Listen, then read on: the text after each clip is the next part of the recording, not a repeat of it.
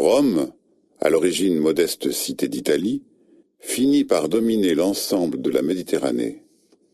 La ville a d'abord connu la royauté, puis la République, et enfin l'Empire.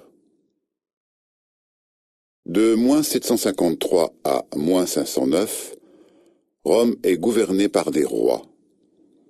Après Romulus, le fondateur légendaire, viennent des rois d'origine sabine, puis des rois étrusques, dont le dernier est Tarquin le Superbe.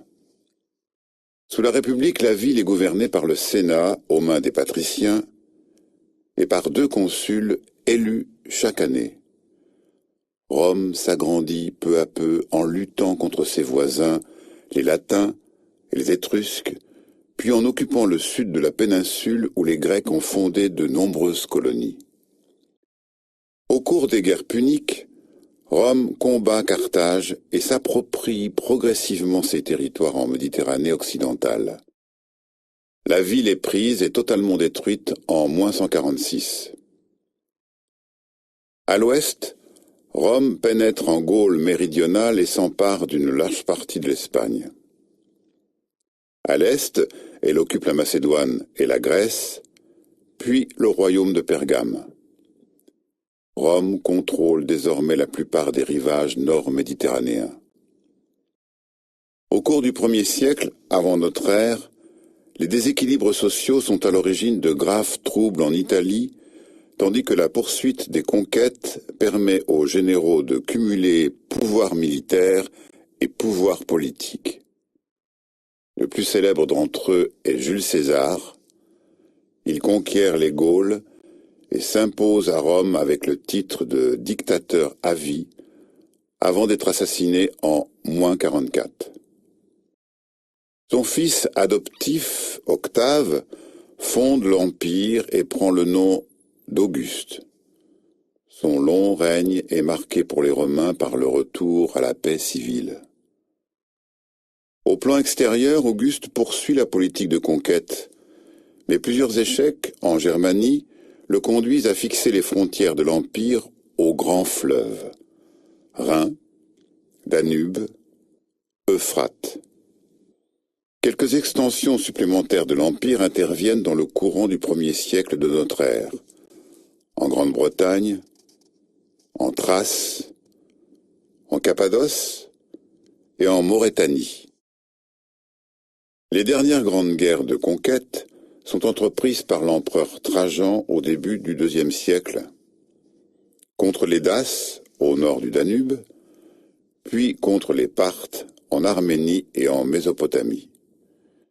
Mais l'occupation de l'armée romaine est très éphémère dans ces régions orientales et l'heure est maintenant à la consolidation des frontières. Au milieu du IIIe siècle, l'Empire est de nouveau menacé par les crises politiques intérieures, tandis que les frontières cèdent une première fois devant les attaques des peuples barbares. À plusieurs reprises, Francs, Goths et Alamans pénètrent profondément à l'intérieur de l'Empire. À partir de la fin du siècle, les empereurs Dioclétien puis Constantin Ier rétablissent les frontières et conduisent une profonde rénovation de l'État romain. Constantin fonde une nouvelle capitale baptisée Constantinople. Durant le règne de Théodose Ier, la pression extérieure sur les frontières reste forte et l'empereur autorise les Visigoths à s'installer en territoire romain au sud du Danube. À la mort de Théodose, en 395, le partage de l'Empire entre ses 2 fils consacre la coupure définitive entre Empire romain d'Orient et Empire romain d'Occident. Dès le début du Ve siècle, la situation militaire devient critique dans la partie occidentale. En 406, plusieurs peuples germaniques, Vandales, Suèves et Alains, franchissent le Rhin, ravagent la Gaule, puis gagnent l'Espagne. En 410, les Visigoths envahissent l'Italie et pillent Rome. 2 ans plus tard, ils s'établissent en Aquitaine et en Espagne. En 429, les Vandales passent en Afrique du Nord, puis prennent Carthage.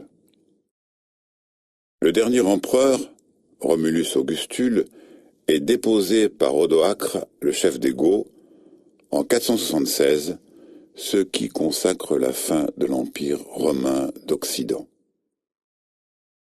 L'Empire romain d'Orient subsiste jusqu'en 1453 sous l'appellation d'Empire byzantin, en rappel du premier nom de sa capitale, Byzance.